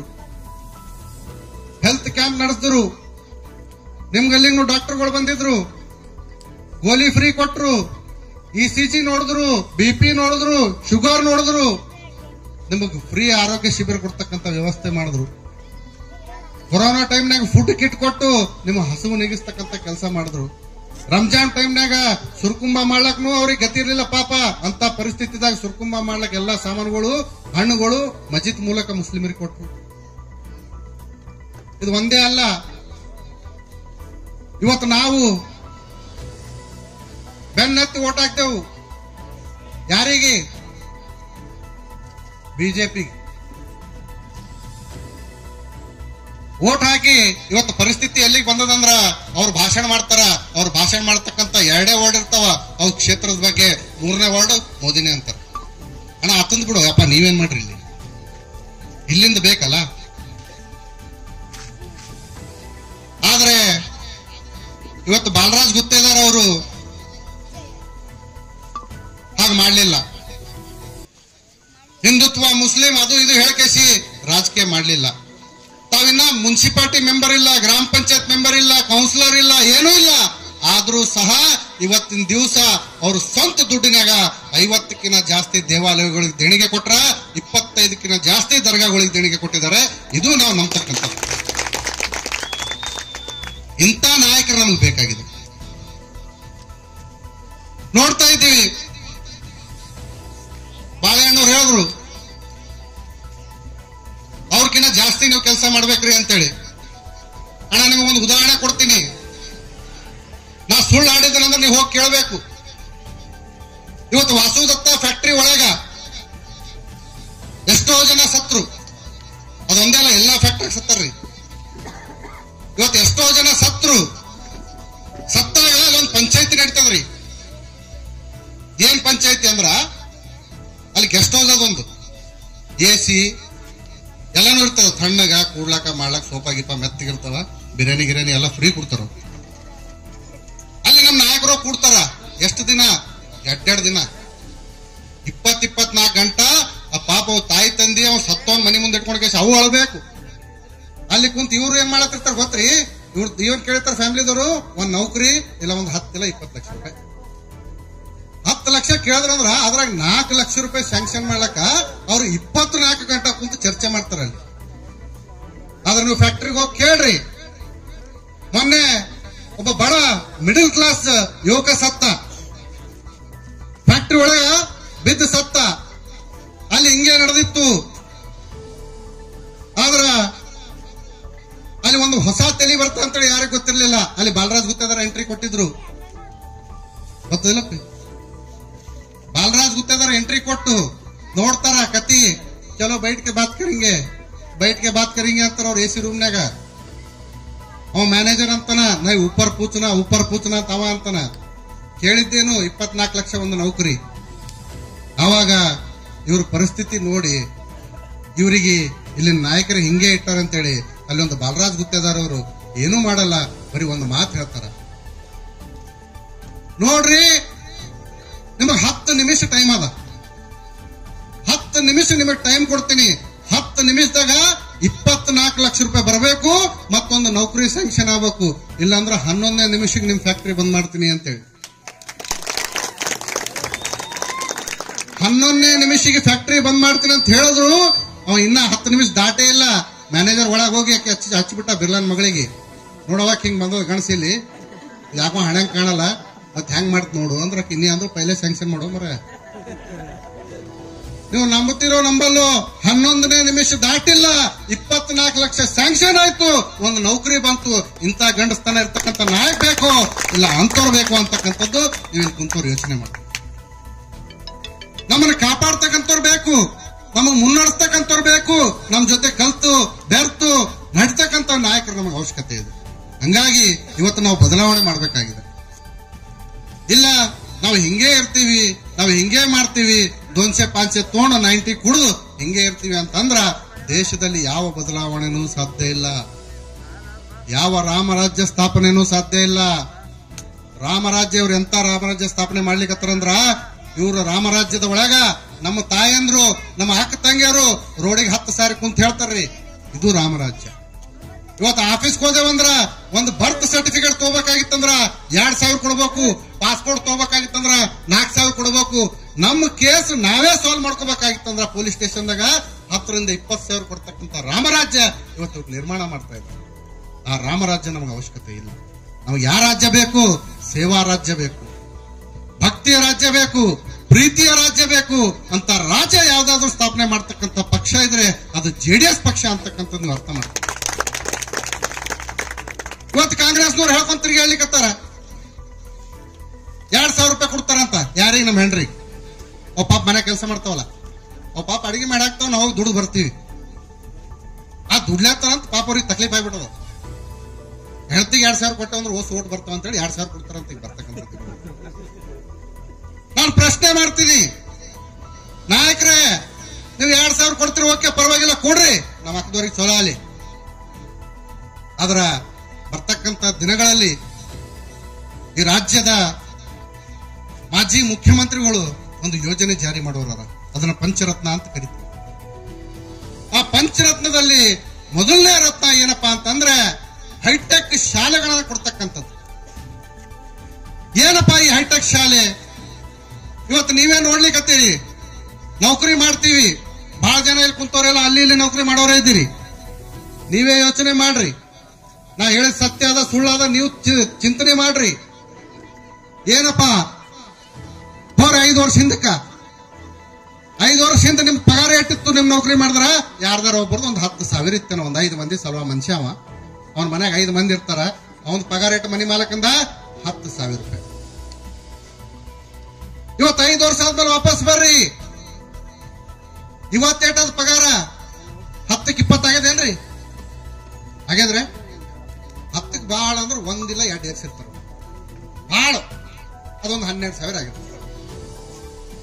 ಆ 10,000 ಇದ್ದ ಪಗಾರದಾಗ 5 ವರ್ಷ ಹಿಂದ ನಮ್ಮ ಸೇಡಂ ಜನ ಆಗಿರ್ಲಿ, ನಮ್ಮ ರಾಜ್ಯದ ಜನ, ನಮ್ಮ ದೇಶದ ಜನ ಆಗಿರ್ಲಿ, 5 ಮಂದಿ ಕಿರಾಣಿ ತರಬೇಕಾಗಿತ್ತಂದ್ರ 3,000-3,500 ರೂಪಾಯಿದ ಕಿರಾಣಿ ಬರ್ತಿತ್ತು. 3,000-4,000 ತಲೆ ಹೊಡೆದೈತೆ 5 ಮಂದಿ ಉಣ್ಲಾ ಕಿರಾಣಿ 1 ತಿಂಗಳಿಗೆ ಬರ್ತಿತ್ತು. ಆದ್ರೆ ಇವತ್ತ ನೀವು 7,000-8,000 ಕೊಟ್ರಿ ಅಂದ್ರೂ 5 ಮಂದಿ ಕಿರಾಣಿ ಬರಂಗಿಲ್ಲ ಅಣ್ಣ. ಅದ್ರ ಪಗಾರ ರೇಟ್ ಹೆಚ್ಚಿಗಾಗ್ಯದ 2,000. ಇವತ್ತು ನಾವು ಸಂಸಾರ ಏನ್ ಮಾಡ್ಬೇಕು? 7,000-8,000 ಕಿರಾಯಿ ಕೊಟ್ಟು ಬರ್ಬೇಕು, 4,000 ರೂಪಾಯಿದಾಗ ನಾವು 5 ಮಂದಿಗೆ ಸಲುಬೇಕು. ಸಾಧ್ಯ ಇದೆನಾ? ಸಾಧ್ಯ ಇದೆನಾ? ಯಾರು ಮಾಡಿದ್ರು? ನಮಗೆ ಹೇಳಲಾರ್ದಂಗೆ ಮಾಡಿದ್ರು. ಯಾರು? ನಾವ್ ಯಾರಿಗೆ ಈ ದಿನ ಜೈ ಜೈ ಅಂದೇವಲ್ಲ, ಮೋ ಚಿರ್ತಿದೇವಲ್ಲ, ಅದೇ ಮುತ್ತೆ ಮಾಡಿದ್ವಿ. ಈ ಪರಿಸ್ಥಿತಿ ತಂದಿಡಬಾರ್ದಾಗಿದೆ. ನಮಗೆ ಧರ್ಮ ಆಗಿರಮ ಅವಶ್ಯಕತೆ ಇಲ್ಲ, ನಾವು ಬದುಕ್ತಕ್ಕಂತ ದಾರಿ ಸರಿಯಾಗಿದ್ರೆ ನಾಳೆ ದಿವಸ ಈ ಧರ್ಮ ಅಲ್ಲ, ಇಂಥ 100 ಧರ್ಮಗಳು ಕಟ್ತಕ್ಕಂಥ ಶಕ್ತಿ ನಮ್ಮಲ್ಲಿ ಬರುತ್ತೆ ಅಂತಕ್ಕಂಥ ನೀವು ಅರ್ಥ ಮಾಡ್ಕೋಬೇಕು. ಯಾವ ಪರಿಸ್ಥಿತಿಗೆ ತಂದ್ಬಿಟ್ರು ನೀವೇ ನೋಡ್ಲಿಕ್ಕತ್ತೀರಿ. ಆದ್ರ ಕುಮಾರಸ್ವಾಮಿ ಅವರು ಪಂಚರತ್ನ ಯೋಜನೆಯಲ್ಲಿ ಈಗ ಉಳಿತೇಟಣ 4,000 ರೂಪಾಯಿ. ಆ 4,000 ರೂಪಾಯಿದಾಗ ಮಂಗಳೂರು ಬೆಂಗಳೂರು ಸ್ಕೂಲ್ನಾಗ ನಮ್ಮ ಪಾರ್ಗಳಿಗೆ ಸಾದಿ ಹಾಕ್ಲಕ್ಕಾಗ್ತವ್ರೆ ಆಗ್ತವ್ರೆ. ಅಲ್ಲಿ ಸ್ಟಾರ್ಟಿಂಗ್ 2 ಲಕ್ಷ ಡೊನೇಷನ್ ತೂತಾರ. 2 ಲಕ್ಷ ರೂಪಾಯಿ ಡೊನೇಷನ್ ತಗೋತಾರ ಮತ್ತು ವರ್ಷಿಗೆ ₹1,00,000 ಫೀಸ್ ತಗೋತಾರ ಮತ್ತು ಬಟ್ಟಿ ಬೇರೆ ಬುಕ್ ಬೇರೆ ಎಲ್ಲಾ ಸೇರಿ ಒಂದು 5 ಲಕ್ಷ ರೂಪಾಯಿ ಕಟ್ಟಬೇಕು. ನಮ್ದು ಆದೇಟ್ ಪಗಾರ 12,000, ಉಳಿತೇಟು 4,000. 4,000 ಹತ್ತಲೆ 40, ಅದೊಂದು ಮ್ಯಾಗಿನ 4 8 48,000 ರೂಪಾಯಿ ಒಂದು ವರ್ಷಿಗೆ ಆಗ್ತದ. ಅದು ಫೀಸ್ ಏಟದ 5 ಲಕ್ಷ. ಇದು ಆಗ್ತವ್ರೆ ನಮಗ್ ಕಟ್ಲಕ್ಕ? ನಮ್ ಬದುಕು ಎಲ್ಲಿಗೆ ಬಂತು? ಮತ್ತೆ ಸರ್ಕಾರ ಸಾಲಿಗೆ ಬಂತು. ಅಲ್ಲೇ ಕಲಿಬೇಕು. ನಮ್ಮ ಆಸ್ತಿ ಏನದ? ನನ್ನ ಮಗ ದೊಡ್ಡ ಶಾಲೆಗೆ ಓದ್ಬೇಕು, ಮಂಗಳೂರು ಓದ್ಬೇಕು, ಬೆಂಗಳೂರು ಓದ್ಬೇಕು, ದೊಡ್ಡ ಪ್ರಮಾಣದ ಓದಿ ಇಂಜಿನಿಯರ್ ಆಗ್ಬೇಕು, ಡಾಕ್ಟರ್ ಆಗ್ಬೇಕು. ಅದು ಸಾಧ್ಯ ಇದೆನಾ? ಇವತ್ತು ಬಡವರಾಗೆ ಉಳಿಲಿಕ್ಕತ್ತಾರ. ಯಾಕ? ಈ ಒಂದು ಪರಿಸ್ಥಿತಿ ತಂದಿಟ್ಟ ಕಾರಣ. ಅಣ್ಣ, ನಮ್ಗೆ 2,000 ರೂಪಾಯಿ ಬೇಕಾಗಿಲ್ಲ. ನಮ್ಮ ಹೆಂಡ್ರಿಗೆ 2,000 ಕೊಡೋದ್ ಜೊರತ್ತಿಲ್ಲ. ಇವತ್ತು ಕುಮಾರಸ್ವಾಮಿ ಅವರು ಪಂಚರತ್ನ ಯೋಜನೆಯಲ್ಲಿ ಹೈಟೆಕ್ ಸ್ಕೂಲ್ ಯಾಕೆ ತರ್ತಾ ಇದ್ದಾರೆ ಅಂದ್ರೆ, ಇವತ್ತು ನಮ್ಮ ಬಡವರಿಗೆ 2,000 ಕೊಟ್ಟು ಮೋಸ ಮಾಡೋ ಜೊರತ್ತಿಲ್ಲ. 5-5 ಲಕ್ಷ ರೂಪಾಯಿ ಅವರಿಗೆ ಸಾಲಿ ಫೀಸ್ ಕಟ್ತಕ್ಕಂತ ಶಕ್ತಿ ಕೊಡಬೇಕು ಅಂತೇಳಿ ಇವತ್ತು ಪಂಚರತ್ನ ಯೋಜನೆ ಜಾರಿಗೆ ತಂದಿದ್ದಾರೆ. ಆ ಹೈಟೆಕ್ ಸ್ಕೂಲ್ ನಲ್ಲಿ ಪ್ರತಿ ಗ್ರಾಮ ಪಂಚಾಯತ್ ಮಟ್ಟಕ್ಕೆ ಪಟ್ಟಣದಲ್ಲಿ 3-4 ಹೈಟೆಕ್ ಸ್ಕೂಲ್ಗಳನ್ನ ಸ್ಥಾಪನೆ ಮಾಡ್ತಾ ಇದ್ದಾರೆ. ಅಲ್ಲಿ ನಿಮಗೆ ಲ್ಯಾಬ್ ಇರ್ತದ, ಸೈನ್ಸ್ ಲ್ಯಾಬ್ ಇರ್ತದ, ನಿಮಗೆ ಓದ್ಲಕ್ ಎಲ್ಲಾ ಡಿಕ್ಷನರಿಗಳು ಇರ್ತಾವ. ಕಂಪ್ಲೀಟ್ಲಿ ಪ್ರೈವೇಟ್ ಸಾಲಿಗೆ ಗವರ್ಮೆಂಟ್ ಸಾಲಿಗೆ 1% ಫರಕ್ ಇರಲಾರ್ದಂತ ಸ್ಕೂಲ್ ಎಜುಕೇಶನ್ ನಲ್ಲೂ ಹೈಟೆಕ್ ಅಂದ್ರೆ ಹೈಯರ್ ಎಜುಕೇಟೆಡ್ ಟೀಚರ್ಸ್ ಅನ್ನ ಕೊಡ್ತಕ್ಕಂಥ ಯೋಜನೆ ಕುಮಾರಸ್ವಾಮಿ ಅವರು ತರ್ತಾ ಇದ್ದಾರೆ. ಅದು ನಮಗೆ ಅವಶ್ಯಕತೆ. ಅದಕ್ಕಾಗಿ ನಾವು ಬದಲಾವಣೆ ಮಾಡಬೇಕಾಗಿದೆ. ಇವತ್ತು ಒಂದೇ ಇಲ್ಲ, ಹೈಟೆಕ್ ಸ್ಕೂಲು, ಹೈಟೆಕ್ ಹಾಸ್ಪಿಟಲ್. ನೀವು ಇವತ್ತು ನೋಡ್ರಿ, ನೀವು ಸಿಟಿ ಸ್ಕ್ಯಾನ್ ಮಾಡ್ಬೇಕಾಗಿತ್ತಂದ್ರೆ ಗುಲ್ಬರ್ಗ ಹೋಗ್ಬೇಕು, ECG ಮಾಡ್ಬೇಕಾದ್ರೆ ಗುಲ್ಬರ್ಗ ಹೋಗ್ಬೇಕು, ಎಕ್ಸ್ರೇ ಮಾಡ್ಬೇಕಾದ್ರೆ ಇಲ್ಲಿ ಇತ್ತಂದ್ರೆ ಅದು 24 ಗಂಟೆ ಬಂದೇ ಇರ್ತದೆ, ಮತ್ತೆ ಅದಕ್ಕೂ ಗುಲ್ಬರ್ಗ ಹೋಗ್ಬೇಕು. ಆದ್ರೆ ಕುಮಾರಸ್ವಾಮಿ ಅವ್ರ ಪಂಚರತ್ನ ಯೋಜನೆಯಲ್ಲಿ ಹೈಟೆಕ್ ಹಾಸ್ಪಿಟಲ್ ಇದೆ. ನೀವು ಎಲ್ಲಿಗೆ ಹೋಗೋ ಜೊರತ್ತಿಲ್ರಿ. MRI ಸಿಟಿ ಸ್ಕ್ಯಾನ್ ನಿಮ್ಮ ಊರಾಗೆ ಇರ್ತದೆ. ಮತ್ ₹1 ತಗೊಳ್ರಿ, ಫ್ರೀ ಇರ್ತದೆ. ರೈತರಿಗೆ ತೆಲಂಗಾಣ ಮಾದರಿ ಅಂತ 4,000 ಎಕರೆ ಕೊಡ್ತಕ್ಕಂಥ ಯೋಜನೆ. ಈ ಎಲ್ಲಾ ಯೋಜನೆಗಳು ಬರ್ತಕ್ಕಂತ ದಿನಗಳಲ್ಲಿ ಜಾರಿ ಮಾಡಿ ಒಂದು ವೇಳೆ 5 ವರ್ಷದಾಗ ನಾ ಏನಾದ್ರೂ, ಕುಮಾರಸ್ವಾಮಿ ಹೇಳ್ತಾರೆ, ನಾ ಏನಾದ್ರೂ ಈ ಪಂಚರತ್ನ ಯೋಜನೆ ಜಾರಿ ಮಾಡ್ಲಿಲ್ಲ ಅಂದ್ರ ನಾನು ಪಕ್ಷ ವಿಸರ್ಜನೆ ಮಾಡ್ತೀನಿ ಅಂತೇಳಿ. ಯಾಕೆ ಗಣಸ ಮಗನೂ ಇಲ್ಲ, ಅಪೋಸಿಷನ್ ದವ್ರು ಇಬ್ರು ಪಕ್ಷ ವಿಸರ್ಜನೆ ಮಾಡ್ತೀನಿ ಅಂತ ಹೇಳೋರು. ಅವ್ರದ್ದೇನ್ ಕೆಲಸ? ಮೂಗಿಗೆ ತುಪ್ಪ ವರ್ಷೋದು, ನಕಲಕ್ನೂ ಆಗಲ್ಲ, ಉಗುಳ್ಳಕ್ನೂ ಆಗಲ್ಲ, ಬರೀ ಲೂಟಿ ಹೊಡಿತಕ್ಕಂಥ ದಂಡ. ಇದನ್ನ ನಾವು ಅರ್ಥ ಮಾಡ್ಕೋಬೇಕಾಗಿದೆ. ಇವತ್ತು ನಿಮ್ಮ ಮನೆಗೆ ಇವತ್ತು 100-150 ಹಳ್ಳಿಗಳು, ಆ ಹಳ್ಳಿಯಾಗ ಪಾದಯಾತ್ರೆ ಮಾಡಿದ್ರು ಬಾಲರಾಜ್ ಗುತ್ತೇದಾರ್ ಅವರು. ಮನೆಗೆ ಹೋಗಿ ಸಮಸ್ಯೆ ಕೇಳಿದ್ರು. ಆ ಸಮಸ್ಯೆಗಳನ್ನ ಪತ್ರದ ಮೂಲಕ ಆಫೀಸರ್ಸ್ ಕಳಿಸಿದ್ರು. ನೋಡ್ರಪ್ಪ, ಇಷ್ಟು MLA, ಇಷ್ಟು MP, ಇಷ್ಟು ನಾವು ಎಲ್ಲ ಗೆಚ್ಚರ್ ಪಾಪ ಅವರು. ಆದ್ರೂ ಇವ್ರ ಪರಿಸ್ಥಿತಿ ಗಂಭೀರ ಅದ. ಒಬ್ಬರ ಮನೆಗೆ ಲೈಟ್ ಇಲ್ಲ, ಒಂದ್ ಕಡೆ ನಾಲಿ ಇಲ್ಲ, ಕೆಸರಿನಾಗೆ ಓಡಾಡ್ತಾರ. ಇವ್ರಿಗೆ ಶುದ್ಧ ವಾತಾವರಣ ಕೊಡ್ರಿ ಅಂತಕ್ಕಂಥ. ಅಲ್ಲೇ ಮಲ್ಕೊಂಡ್ರು, ಆ ಊರ ಗುಡೆಗೆ ಮಕ್ಕೊಂಡ್ರು, ಜನರ ಸಂಗಟ ಊಟ ಮಾಡಿದ್ರು. ನೀವು ನಂಬ್ತಿರೋ ನಂಬಂದಿರ್ಲೋ ಅಣ್ಣವ್ರೆ, ಇವತ್ತು ಬಾಲರಾಜ್ ಗುತ್ತೇದಾರ್ ಅವರ ನೀವು ಮನೆ ಏನಾದ್ರೂ ನೋಡಿದೆ, ರಿಮೋಟ್ ಬಟನ್ ಹೊಡೆದ್ರೆ ಗೇಟ್ ತೆರೀತದ. ಬರೀ ರಿಮೋಟ್ ಬಟನ್ ಹೊಡೆದ್ರೆ ಗೇಟ್ ತೆರೀತದ. ಇನ್ನು ಒಳಗಿಂದ ಹೆಂಗಿರ್ಬೇಕು ನೀವೇ ಲೆಕ್ಕ ಹಾಕೋರಿ. ಅಂತ ಮನುಷ್ಯ ಇವತ್ತು ನಮ್ಮ ಸಲುವಾಗಿ ಗುಡಿ ಗುಂಡಾರದಾಗ ಮಕ್ಕೊಂಡು ನಮ್ ಕಷ್ಟ ಕೇಳಿ ನಾ ಅಂದ, ಏನಣ್ಣ ಈಟೆಲ್ಲ ರೊಕ್ಕ ನಾವು ನಂಬಲ್ಲೇ 2-3 ಸಾವಿರ ಇತ್ತಂದ್ರೆ ಕತ್ತರ ಜಾಬಾದಾಗ ತಿಂದು ಕೂಡ ಮನೆಗೆ ಹೋಗೋ ಮಂದಿ ನಾವು. ಈಟೆಲ್ಲ ಇಟ್ಕೊಂಡು ಯಾಕೆ ಸುಮ್ಮನೆ ಖರ್ಚು ಮಾಡ್ಕೋತ ಗುಡ್ಯಾಗ ಮಕ್ಕೋತಿ ಸ್ವಾಮಿ ಕಡಿಸ್ಕೋತ ಫುಲ್ ಎಂಜಾಯ್ ಮಾಡಿ ಏನದ ನಿಂದನು ಅಂದ್ರೆ ಅವ್ರು ಒಂದು ಮಾತು ಹೇಳ್ತಾರೆ, ಎಂಜಾಯ್ ಮಾಡೋದು ಮುಗ್ದವ. ಆದ್ರ ಅದೇ 20,000 ರೂಪಾಯಿನ ಅಲ್ಲಿ ಹಾಳು ಮಾಡೋದೇ ತಂದು ಈ ಕ್ಷೇತ್ರದಾಗ ಕೊಟ್ಟನಂದ್ರ ಈ ಕ್ಷೇತ್ರದಾಗ ಇರ್ತಕ್ಕಂತ ಒಂದು ಬಡ ಹೆಣ್ಣು ಮಗಳ ಲಗ್ನ ಆಗ್ತದೆ ಅಂತಕ್ಕಂಥ ಮಾತನ್ನು. ಇಂಥ ನಾಯಕರು ನಮಗ್ ಬೇಕು. ಬರ್ತಕ್ಕಂತ ದಿನಗಳಲ್ಲಿ ತಾವು ಬದಲಾವಣೆ ಮಾಡಲೇಬೇಕು. ಬೇರೆ ಯಾವ ದಾರಿನೂ ಇಲ್ಲ ಅಂತ ಹೇಳಿ ನನ್ನ ಮಾತು ಮುಗಿಸ್ತೀನಿ. ಧನ್ಯವಾದ.